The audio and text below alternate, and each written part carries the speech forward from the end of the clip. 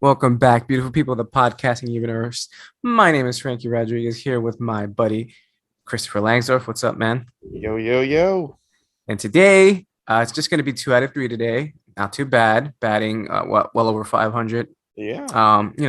But basically, we're going to do something that me and Chris are definitely been doing since we graduated college, and that's indulging in professional wrestling. We love Hell yeah, professional man. wrestling. We cover the MJF pipe bomb story because we don't know what's going on with that. And honestly, now it's Still kind don't of dead. know. We don't know, but it's kind of dead now. It's dead in Dude, the that's water because everything else is like crazy. I know this is going to be about the Forbidden Door AEW Yeah. NJPW show. Spoilers ahead. Spoilers ahead. Dude, the MJF shit went so cold. Yo, ice Like cold. that was the hottest story and it's like dead. Like so now I'm like maybe it's actually over. Like maybe he's just going to sit at home for a year and a half. I don't know. I guess we'll do a separate like Yeah. Yeah. what Maybe is you happening can. with M? That was so weird. A lot of things It's are even happening. weirder now. It's weirder now because it's gone so cold. Like, Yeah, for sure. But basically, as Chris mentioned, we are going to be talking about Forbidden Door. That was last night. Chris came over to my place and we chilled for a little bit, had some dinner. Didn't have any brews. I can't drink.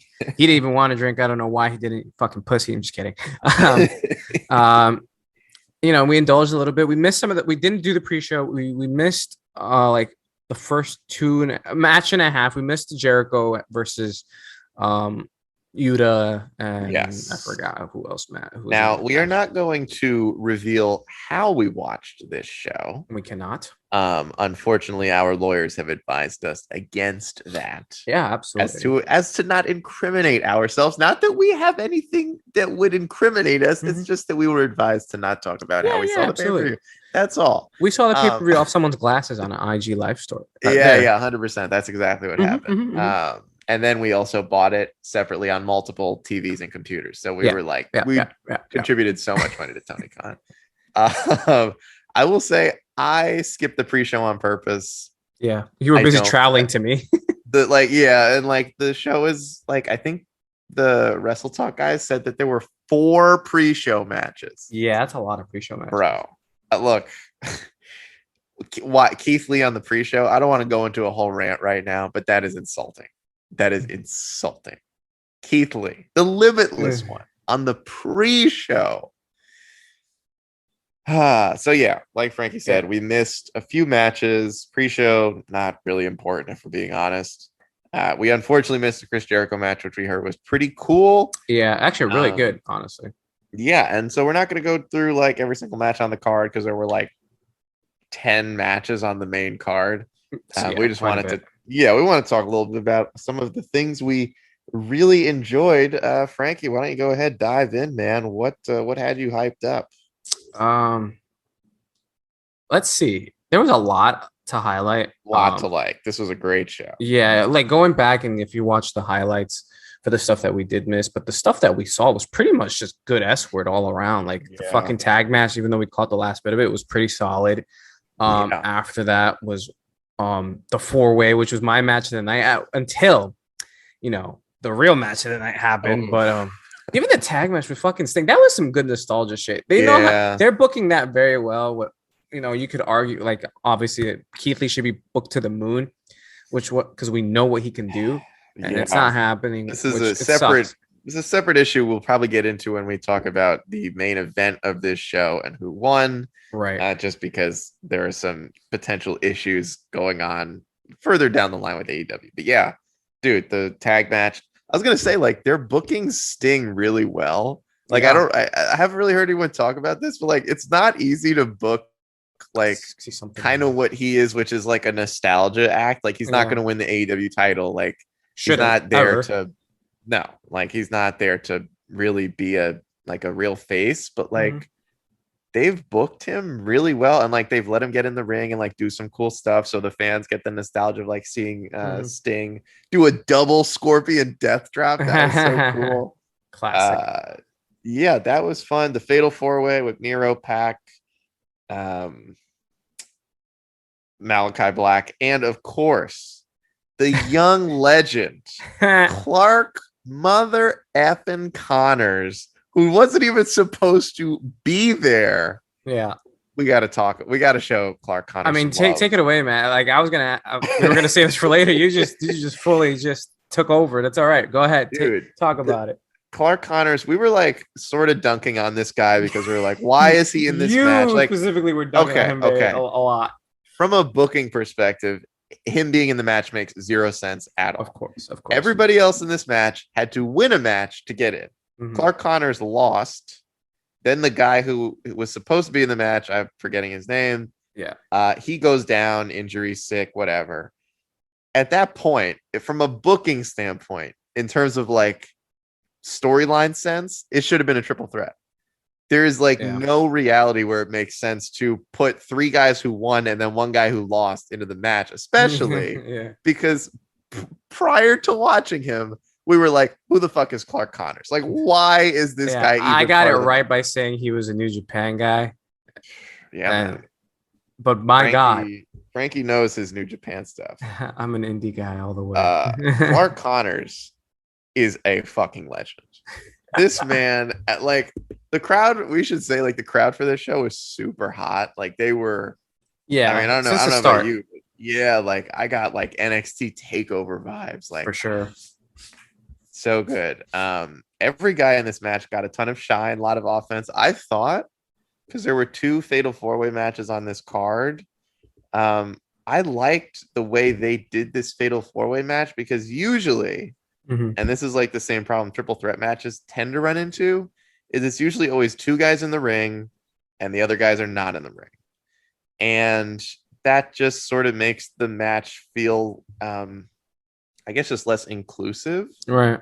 And just a little bit less dynamic because it's always like, oh, now these 2 are going to fight. Now this guy rolls out. Now this guy gets it. Like that sort of stuff. But in this match, like they had a lot of spots where there were 3 of them involved or 4 of them involved, or like everybody was in the ring and then one guy hits a move, then another guy gets hit with a move, then another. Like it was done really well. But the one guy that I was not ready for, and I don't think the crowd was ready for either, because all of a sudden they just like popped crazy for this guy. Yeah.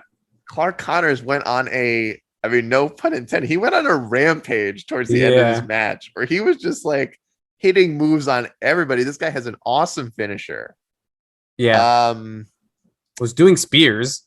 Dude, I'm going to be honest. And look, Pac totally deserves it because they haven't done shit with that man in 3 years. Yeah. I wanted Clark Connors to win. Yeah, I know you were. Change the finish of the match. It was so good. Yeah. Shout out to Clark Connors. What did you think about the Fatal 4-Way, man? Dude, that, like I told you, that was my match of the night up until the real match of the night, which we'll get to. Oof. I guess we should really just talk about the big highlights. But one of the big highlights for this show specifically, was it got people's names out there. You know? Yeah, for sure. It definitely got people's names out there. And Clark Connors, you know, it did it for me. It's kind of like what WCPW back in the day did once, like the re-renaissance of wrestling, or if you want to call maybe like the uprising of the UK of wrestling, because when WCPW did, like it put a lot of names on the map for me, especially New Japan. It got me like looking at New Japan, watching New Japan, watching the highlights or the rerun of the first 5-star or broken 5-star match, which was Kenny Omega versus Okada, which was a 6-star match ever in history. Yep. So like this, like what they're doing is something that should be mirrored by a lot of other places, which cough WWE doesn't do, which what NXT did. I can't think of anybody specifically. Yeah. But remember when after you left, like, and I think everything was said and done, I was like, this felt like a very NXT vibe, like you said. Like I messaged you and I'll find it and I'll post a screenshot somewhere, or if we do the video version of it. Damn it. I said this was like an NXT show because like the crowd was dead hot and they've elevated talent. Yeah. The only thing, you know, was some spotty finishes, which, you know, it was out of their control, and also questionable booking, which NXT did, and now all NXT is just bad questionable booking. But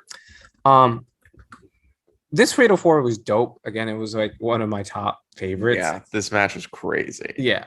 And it had all the ingredients to be a crazy match because of the guys involved, Clark Connors included. I know I I might have dunked on him a little bit before the match. Mhm. He absolutely deserved to be here from Yeah. a talent standpoint.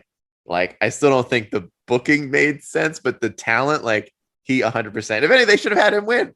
They should have had him win Mhm. the match he was in to get into this match because he's so good. One of the things I wanted to say on, like, from the NXT standpoint, like we Mhm. were talking about with, like, guys getting their names out there, like this was something Triple H did really good in NXT, and like sometimes people would doubt him, and then his strategy was, I will book them on a takeover match, let them go out there and wrestle, and they will win people over because they're Mhm. really talented. Like, I don't need to worry about, like, nobody knows who this person is. Right. I know they're good. I'll give them 30 minutes out there and the crowd is going to love them. And like he did that really well in so many. I remember when he put Velveteen Dream in the NXT title match against Ciampa, and I was like, Mhm. really? I don't know if he's ready for that. And then they had a crazy match together. I remember he was the one who believed in Andrade as NXT champion because Yeah. there were a lot of people who doubted when that guy won Mhm. the belt off of Drew McIntyre. And like you said, like a show like this, I mean, I follow like a decent amount of wrestling. I'm not in the trenches like Franky, who is like encyclopedia of who every single person I is. do not, but thank you. um, but it was really cool to get exposed to some of these other people. And I mean, I love New Japan, but I know most of like the surface level New Japan guys. Yeah, You start, Tamtanga. yeah, you start going down the card, and I'm like, okay, I don't know who this person is. And that happened with Clark Connors, and that guy's awesome. Yeah, this match was a massive highlight. We should get into our other biggest highlight of the Yeah. night, a match that I don't know about you. This was not really on my radar as like, oh, this could be the match of the night, like show stealer. It was like two guys who were, I mean, one guy is Yeah. literally one of the best wrestlers in the world, Yep. and Orange Cassidy, who is also very good. Mhm. I mean, Will Ospreay. I mean, like, this guy is like going to be on the New Japan Mount Rushmore of like He should. overall in ring talent. He should. Um, we were blown away by this match, Yes. completely blown away. Uh, when it was over, I confidently said, "This is probably my match of the night, and this is probably the match of the night." It seemed like a lot of people shared that opinion. Yes, sir. Yeah, man. What did you think? Well, I knew it was gonna be great. Good. I said it was gonna be great. I don't have the receipts for this one, unfortunately, but I definitely said in my mind this is gonna be a great match. I didn't know I needed this. It could have been anyone else too, and I would have been just as excited. Maybe a bit more if it was like Omega or which we have. I think they've done that in New Japan, but like Malachi Black, Pac, Miro, Yeah. even like anybody from that four-way. Uh, I'm sure he would have elevated Clark Connors, and we still would have loved it. That would have been a dope ass match. I don't know. Andrade came out and said that he was originally supposed to be the one to face Will Oh my god, Ospreay. that would have been awesome. Tony, I don't know if Tony's mad because he's getting mad about like things getting leaked right now. Yeah. I don't know if he was mad about Andrade saying that because he came out and said that's not true. It was Orange Cassidy for like a while, but Mm-hmm. I mean, I feel like Andrade would know who he was supposed to be facing. Yeah. Maybe it was just an idea that was thrown out there and it was never confirmed, but that match would have been sick. But this match, phenomenal. Yeah. This was this I'm willing to give it 5 stars yeah. solely Yeah. because of like there was psychology. There was everything. I think psychology. There was everything. Like he was getting annoyed because of Orange Cassidy. Well, that's what he Yes. does. That's what his storytelling is. I'm gonna annoy you, and then I'm gonna just fucking blow you away with my awesome wrestling and my pockets and my sunglasses and my Yeah. cool swag and my fit. Like that's what he did, and the crowd ate it all up. And boy, were they hot towards the end. They really Oh thought he. man. Dude, I just this was love it. NXT takeover Yeah, crowd hotness by yeah. the last 5 minutes of this match. Mm-hmm. Holy shit, the crowd was Out of it. crazy. Yeah. And Frankie and I watched almost, I would say, vast majority of like the classic NXT takeovers Mm-hmm. back when like Gargano and Ciampa were having their feud and all that. Like we used Mm-hmm. to watch them all together.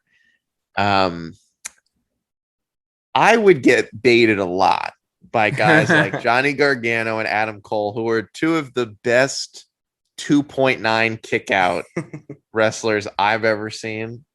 Yeah. But when Orange Cassidy kicked out of the Hidden Blade, which has been like any sort of back elbow in Mm-hmm. wrestling is like a incredibly protected finisher because it's like it's just so it looks so brutal. It looks so Yeah. real. Like when he kicked that, I totally bought that as the finish. I think there was a moment, I don't remember exactly, where Orange Cassidy made a pin, and I was like, oh my God, like, wait a minute. He's going to win. Like, he's actually going to win. Mm-hmm. I got baited, and I usually don't get baited in matches anymore just because you see so many NXT takeovers. You're like, Yeah. okay, I get it. Everybody hits like 10 finishers and they keep kicking out.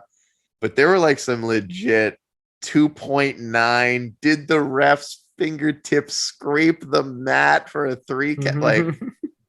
oh my God. And this was the first time that I have gotten to see Will Ospreay wrestle. So I was really excited. Really? I didn't know that. Yeah, because it was someone that I've only ever heard of. Mm-hmm. Never gone out of my way to like, I'm sure I could YouTube a lot of his matches. Yeah, right. But I kind of wanted to go in like just on hype and like have my first match that I get to watch of him be live. And yeah, he's incredible. I thought the psychology in this match of like him clearly underestimating Orange Cassidy, that's his whole thing. That's Orange Mm-hmm. Cassidy's whole thing. How do people not get his character by now? So frustrating. He's so Yeah. good. He's so good at wrestling. Yeah, these two worked so well together. I think like this is like not really a negative. This is just such a nitpick. It's like they left it all out there Mm-hmm. that I don't really know because I think they started teasing they might face each other again. I don't know how you top this. I'm not saying they can't because Yeah. I they were mean, able to Kenny Omega produce this has. match. They could do this match again, and it would Yeah. be a bit like they could do this exact same match again. But it did feel like, damn, definitely didn't seem like they saved anything for another match. But dude, for two guys who went out there and just left it all in the ring, this is easily going to be a match of the year candidate. I know It we still should, have yeah. half the year to go. This was my match of the night. This might be my match of the year so far Yeah. because You. WWE's kind of bad Oh, for now. sure. It is. Um, yeah. I mean, Cody Rhodes, Seth Rollins at WrestleMania, that was really good. Cody Rhodes, Seth Rollins, Hell in a Cell. So basically, Cody Rhodes and Seth Rollins, Yeah. all of their matches are great, but this was just an incredible I match. think he Yeah, got. Yeah, they got 5 stars, right? For the Hell in a Cell Cody and match. Seth. Yeah, I think they got 5 stars, Yeah, right? from Hell in a Cell. Yeah. Um, I think most of Will Ospreay's matches. I think he's got like 3 or 4 5 stars His already in his 2022. average match rating is 5 stars. Like he Yeah, just yeah. like it would be great to spite because I know Kenny. I don't know if he was like in character or like doing a I shoot think work. like a little bit, or maybe just some jealousy. I don't know. Yeah, because like I love that. Like, I love it, but at the same time, like I don't want there to be actual animosity because they No. were at some point on the same brand, which was New Yeah. Japan. So like, yeah, like it sounded like jealousy. So I was like, I hope it's like fake banter jealousy because like, but Yeah. also it would be hilarious if he comes into fucking AEW and gets a 5 star match after Oh having a my match. It god. would Like be, wrestles oh, one AEW match, gets 5 stars and leaves, goes back to New Japan. it's like, yeah, I could do this all day. Like, props to Will. They absolutely nailed it. Hit it out the Yeah. ballpark. Took the fucking match of the night from me away from Yeah. the Fatal 4 Way. Yeah. Which I guess it's a great segue to a question to you, real quick. I don't want to. I know we wanted to keep it short, but it's not gonna be that short anymore. Was it too many Fatal 4 Ways on this card? I'm glad you brought that up. I think yes. I am someone who I think if you're gonna do multi-man matches, you gotta limit it to one of each. So I think the fact that there was a triple threat tag there was two fatal four-way for two men's belts. See, that's the thing. Like, I think it can work if they had done honestly what they should have done, which I guess we'll get into that with Thunder Rosa and Tony Storm, which basically had no story. Yeah.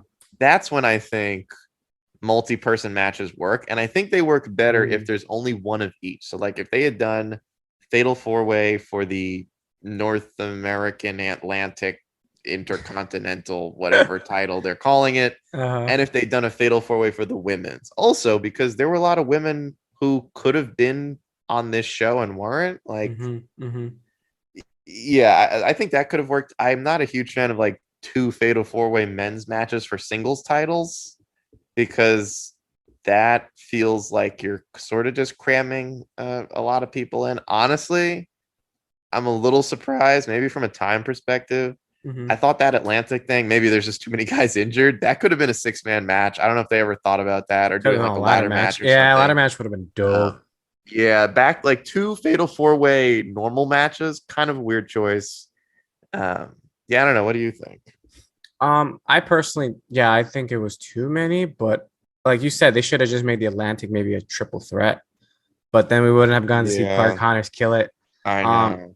Which is great. But also like the fans, I think, deserve a good treat. Like, fuck it, why not? Like, just in a way, it worked in a way. Yeah. Which I guess, and again, the good segue is it worked up until it didn't, which was, when someone gets hurt. But that's the thing with Fatal 4. If someone gets hurt, like the other three can carry the rest of the match, Yeah. But unfortunately, in this instance, it happened towards the end.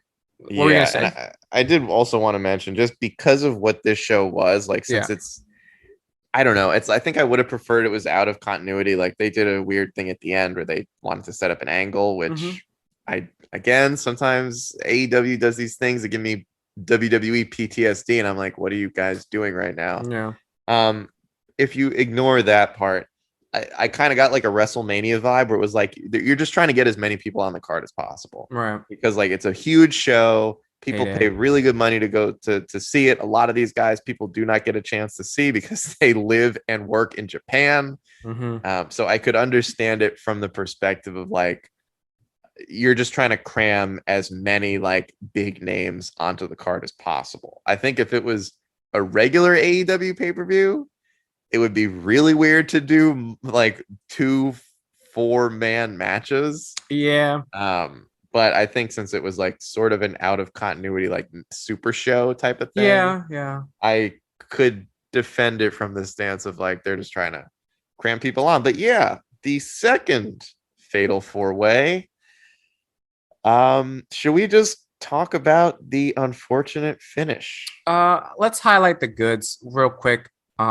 Basically everyone played their role great. Okada was hot. Everyone was excited to see him. He was still carrying that momentum from debuting this past week. So that was great.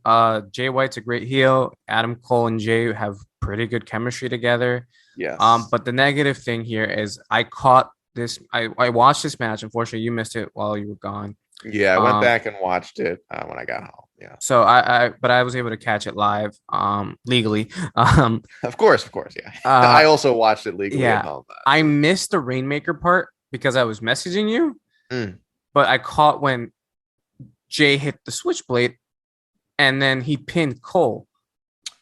Yeah. So the breakdown, and I haven't seen anyone break this down unless I'm sure in the podcast, which I haven't had time to listen to. No, let's break it down, man. The quick breakdown, and like to understand this booking, clearly like the ref, someone must have told Jay, someone passed it along to end it. Yeah.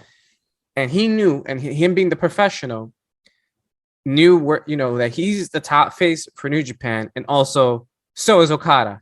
Yeah. He can't pin Okada twice. No. He could not. He could not do it. Not in America, not anywhere else in the country, I think. And Okada just lost. Like exactly. Goto would have would have gotten the Yakuza and fucking murdered him. Like, you can't do that to our golden boy, like our new golden boy. Well, our golden goose essentially. So that would have looked bad. Like no one's ever pinned him twice in a row. Get the fuck out of here. It was not going to happen in America. Okada is the John Cena of New Japan. Yes. You do not pin him. I mean, honestly, you like almost never pin him unless your name's Kenny Omega. Yeah. But yeah, you could not pin him. Yeah. So it just sucks because, again, Jay being the professional hit with the move, and just like, and then Okada also being the professional, just like, took it and just laid there. But then Yeah. he switched over to Cole. Now I'm just gonna give Adam Cole props again, also being professional, just took the pin, and Well, so but also as we know, so yeah, when I went to watch this match, and like I think you had mentioned, like we kind of both main event title matches were kind of predictable. Like you yeah, figured they're not. I thought it'd be cool if the company switched titles, but then you're kind of like, well, how's that even going to work? Like right, someone's going to have to fly to fucking Japan all the time now to defend. Like, yeah. yeah, So when I was watching this match, fun fatal four way crowd. This might have been the hottest I've ever heard a crowd before a match even told starts. you, yep, This was insane. They were crazy for holy Okada. This guy shit, had before the match started, yeah, 1 week of build. And this, I mean, they knew they were in the presence of one of the greatest wrestlers ever, probably the greatest New Japan wrestler of all time. And he's only 34, which is an insane sentence to say. yeah, yeah, As I was watching this match, really enjoying it. I'm a huge Adam Cole fan. I was so excited when he popped up in AEW.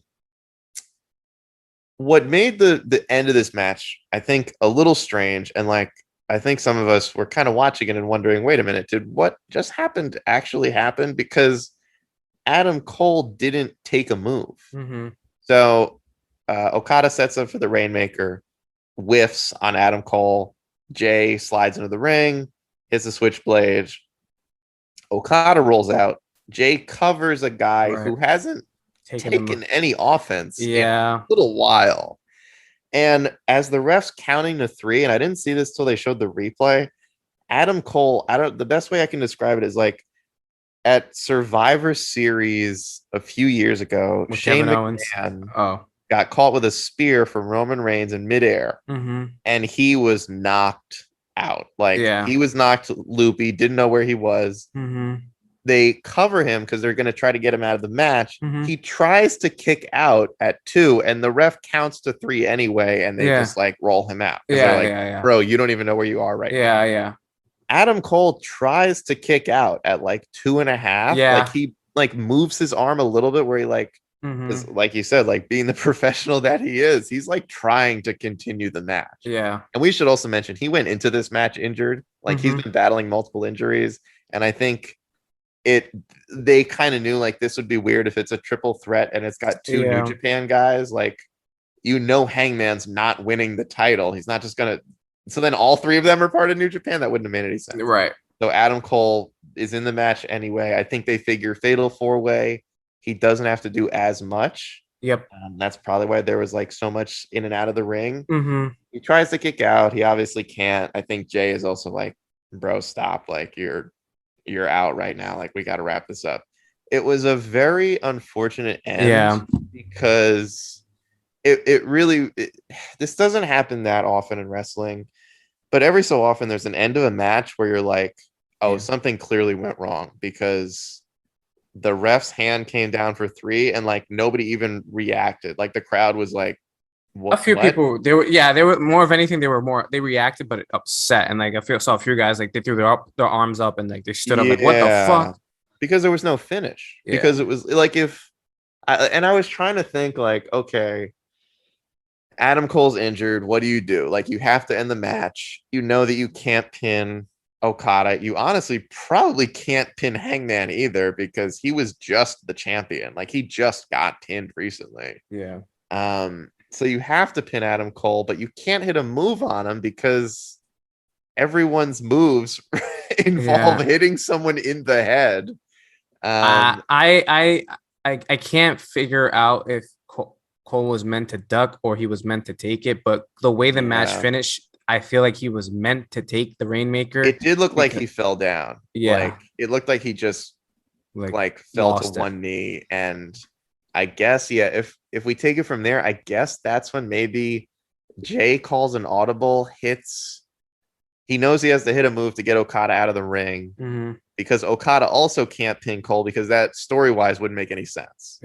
Because the story that they sort of started building, even though it was just last week, was like some friction between Adam Cole and Jay White. So I guess the finish was always that Jay had to pin Adam, but it had to That happen in too. a That's really good. weird Yeah.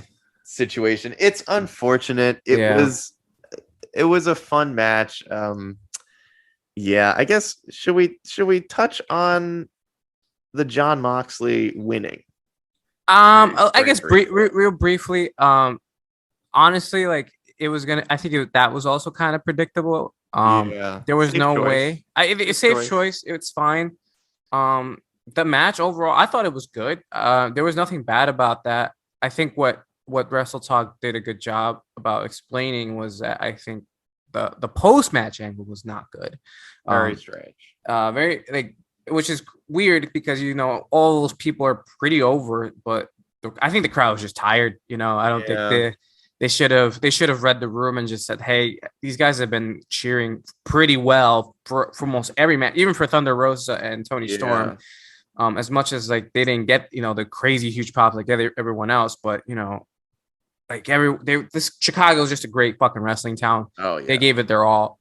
Yeah. Props to the crowd being involved and being amazing, but like, yeah, they were just tired. The match was good. It was safe. I actually really liked it. It was probably top 5 for me out Mm. of the 20 matches they had. Nah.